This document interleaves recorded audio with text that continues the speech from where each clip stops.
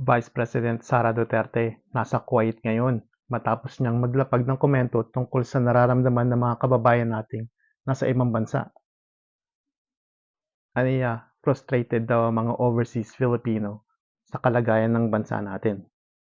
Umalma naman sa komentong ito si Palace Press Officer Undersecretary Attorney Claire Castro.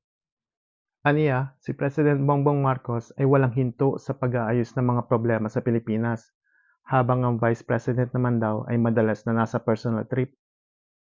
Hindi daw masosolusyonan ng paglabas-pasok niya sa bansa ang mga problema sa bansa nating Pilipinas.